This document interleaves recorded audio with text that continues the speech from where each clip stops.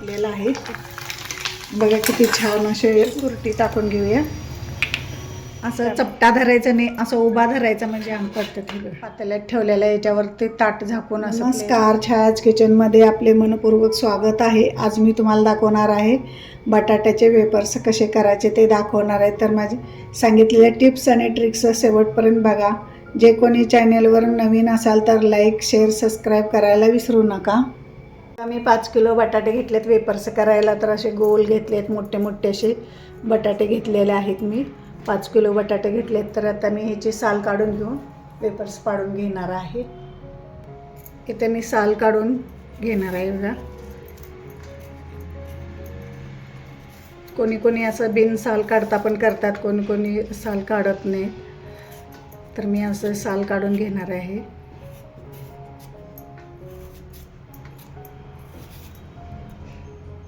इथं बघा मी असं साल काढून घेतलेले आहे आणि पाण्यात ठेवायचे आहेत आपल्याला लगेच, म्हणजे आपले बटाटे काळे पडणार नाहीत. तर असेच मी सगळे बटाट्यांची साल काढून घेणार आहे.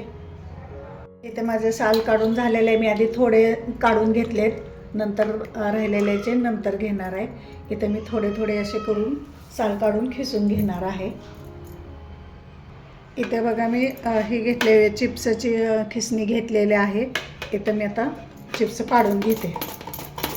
अगदी पटपट असे पडतात. अगोदर जर आपण साल काढली तर आपले पटपट असे वेपर्स पडतात. बघा, एकदम पातळ असे छान पडतात. हे बघा,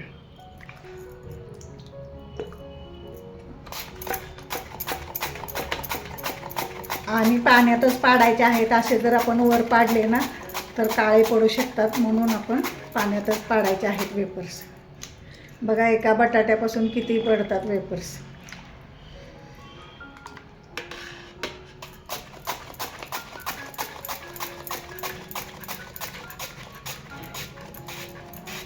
बघा, तुम्हाला एका बटाट्याचे काढून चिप्स पाडून दाखवलेले आहेत.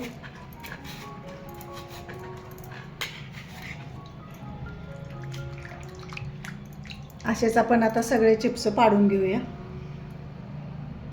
इथं मी दुसरी पण बॅच बघा असे साल काढून घेतलेले आहे.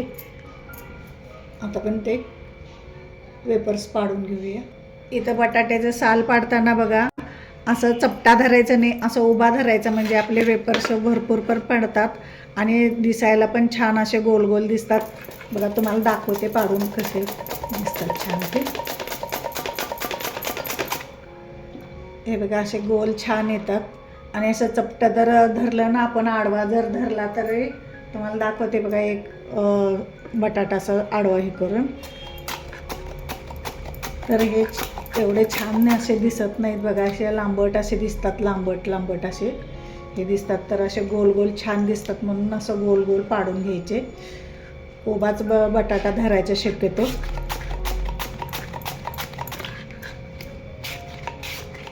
असेच आता मी सगळे वेपर्स पाडून घेते. आता मी माझे सगळे वेपर्स काढून झालेले आहेत. मी संध्याकाळीच करून असे ठेवलेले आहेत आणि सकाळी असे शिजवून एक उकळी आलेल्या पाण्यात 5 मिनटं ठेवून सकाळचं हे काढणार आहे, उन्हात घालणार आहे.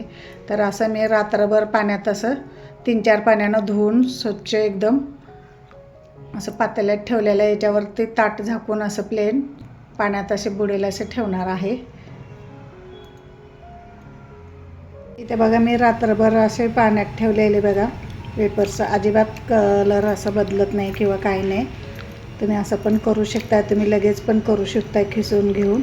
तर बघा, मी असं खिसून ठेवले होते. आता मी इकडे पाणी पण गरम करायला उकळायला ठेवलेलं आहे. आपण आता याच्यामध्ये टाकून घेऊया. इथे बघा, पाणी पण आपलं उकळायला आहे. याच्यात आता आपण थोडीशी तुरटी टाकून घेऊया, त्यामुळे आपले वेपर्स चांगले पांढरे शुभ्र होतील. आणि चवीनुसार मीठ टाकायचं आहे याच्यामध्ये.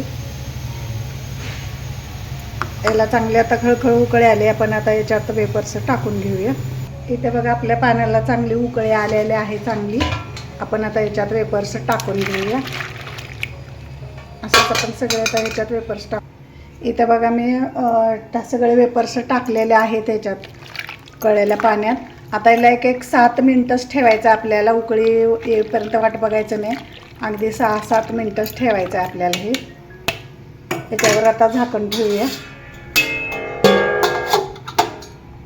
माझे 6-7 मिनटं असे झालेले आहेत आणि आपण हातानं पण असं हे करून बघायचं आहे बघा. हे लगेच असं तुटतंय तर हे शिजलेलं आहे. बरोबर मी 7 मिनटं असं उकळायला ठेवलं होतं फुल गॅसवरती. तर आपण आता काढून घेऊया आपण. हे बघा असं मी काढून घेतलेलं आहे, वेपर्स घेतलेलं आहे. आता मी उन्हात घालायला जाणार आहे. ते बघा मी आलेलं आहे गच्चीवरती. इथं मी पांढरं कापड असं धोतराचं हातरलेलं आहे आणि ह्याच्यावरती मी आता वेपर्स घालून घेणार आहे. ह्याच्यात बुट्टीत काढून आणलेले आहेत. हे बघा एक एक करून आपल्याला घालायचं आहे. असे एकदम एकावर एक घालायचे नाहीत.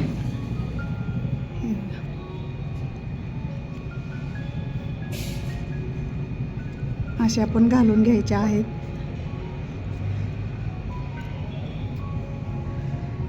तर मी असे सगळे आता वेपर्स घालून घेणार आहे.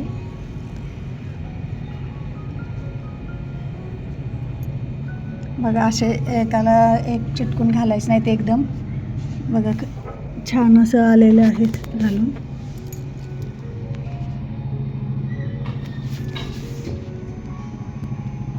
इथे बघा सगळे माझे वेपर्स घालून झालेले आहेत.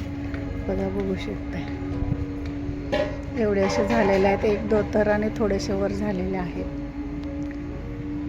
बघा आपले सगळे बघा वेपर्स असे वाळलेले आहेत. बघा बघू शकताय.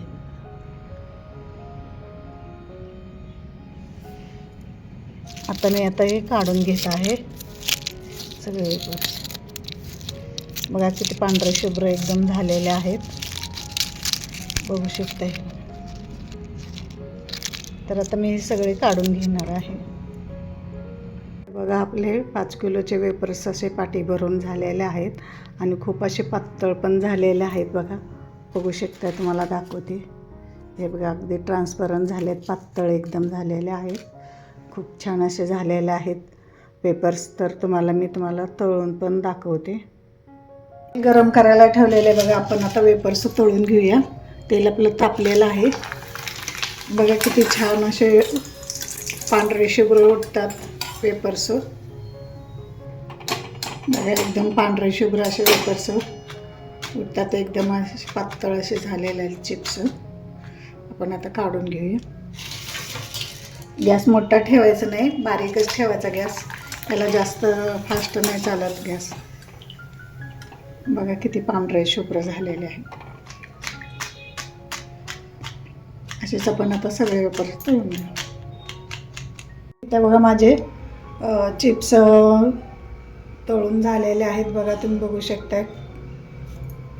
इथं माझे बटाट्याचे वेपर्स करून तयार आहे. माझी रेसिपी आवडली तर लाईक करा, शेअर करा, सबस्क्राईब करा. माझा व्हिडिओ शेवटपर्यंत पाहिल्याबद्दल तुमचे खूप खूप धन्यवाद. बघा तुम्हाला असे तोडून पण दाखवते. बघा वेपर्स किती एकदम असे एकदम हे झालेत बघा, क्रिस्पी झालेत एकदम. बघा किती एकदम अगदी तोंडात टाकेपर्यंत विरघळतात वेपर्स. तर तुम्ही नक्की ट्राय करून बघा. खूप असे छान झालेले आहेत आणि खूप पातळ पण झालेले आहेत. बघा बघू शकताय. आणि तेलकट पण जास्त झालेले नाही आहेत. तर नक्की ट्राय करा. तुम्हाला बघा मी खाऊन पण दाखवते. मी खूप असे क्रिस्पी झालेले, ते एकदम क्रिस्पी तोंडात टाकताच विरघळतात. अगदी म्हातारे माणसाने सुद्धा खाऊ शकतात. बघा एकदम असे केले तर तुटतात. एकदम क्रिस्पी खूप छान असे टेस्टी झालेले आहेत वेपर्स.